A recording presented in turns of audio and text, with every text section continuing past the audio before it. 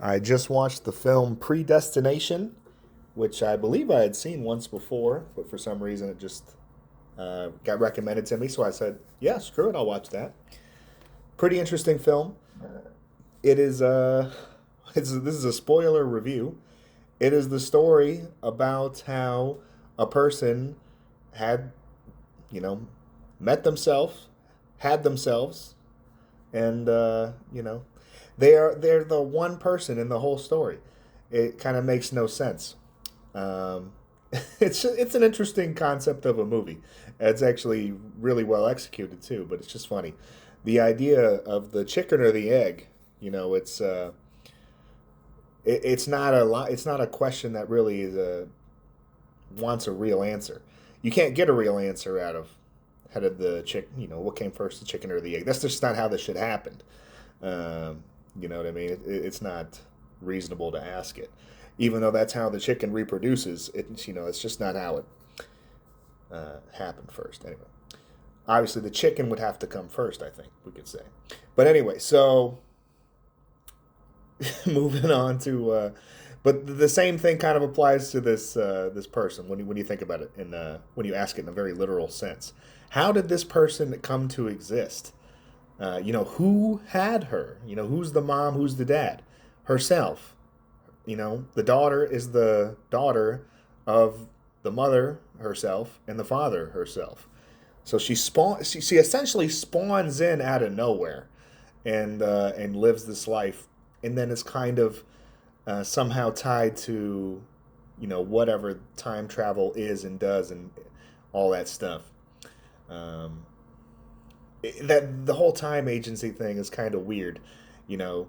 Uh, if you kind of look through her life as she just grows up, she's just a orphan. She grows into she's a hermaphrodite. She has male and female organs, but only presents as female, and the male organs are all internal. She continues to live her life, being kind of unusual. Probably having, I guess practically she would probably be pretty unusual child.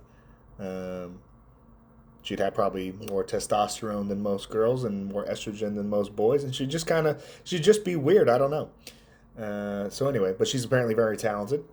Wants to get into space somehow, even if it's basically being a prostitute for an astronaut, which is that whole fucking program was pretty funny.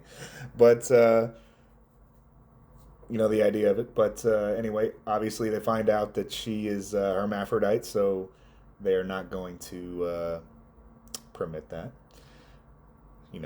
That's just not good for the astronauts. Although, again, this is a complete impossibility. Again, this is like a medical phenomenon. This is not possible. This shit in this movie, but that's why it's fun. Um, anyway, so she can't do that program. She continues to live her life. Eventually she, kind of just starts being a writer, going, she, in the fallout of that program, she meets herself, has a baby with herself, and, because this is now, he's time traveling, and he has to come back to this moment to impregnate herself, whatever. All this pronoun stuff is going to get really pointless here soon. This is all the same person. And, whatever. He spends however long that little heaven is when when both of his past self and future self are kind of having fun together, having sex and babies and everything like that. Um, anyway, and then of course you have to fucking enlist into the temporal force, and now you got to go serve your time and be your little time agent and try and prevent all this crime that he will eventually cause himself, even though it'll be viewed as crime, but it'll more be like I don't know, more be like Batman vigilanteism, but nobody knows. I don't know. It's like weird. Like he's preventing tragedies, right? He's preventing these one-off events that claim, fucking so many lives. Uh, and it's just kind of weird that I don't know. It seems like he could be an assassin, but he kind of becomes like a mass bomber. So he actually is incurring like civilian casualties. That's kind of like a weird. It's kind of, this is just a weird story. How far he falls mentally in that last span of life, which is most of his life, really. I think from the time he becomes the bartender, but he gets reconstructive surgery until the end of his life. This is a very long period of his life. So he's the fizzle bomber for fucking a lot of it, which is interesting. But anyway, it's a fun movie. Absolutely a good time. What lessons are there to learn? Well, this movie makes it seem like there is no like point to everything. That everything's predetermined. I mean, obviously this shit is not true. Like, I think that the future you choose is the one that you actively pick. I mean, I think we just understand that. It seems like that he had no choice but to make the choices he always made. That's why he always, you're waiting for this one point in the story where he actually diverges. Where he chooses not to abandon himself and live his life happily together with himself and have a baby of himself together. But it doesn't work. Like it would kind of self collapse, right? Or that he wouldn't kill himself at the end.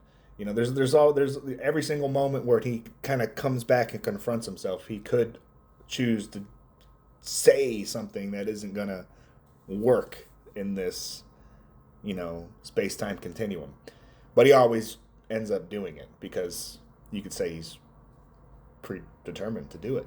But I think it's just an interesting analysis of that idea.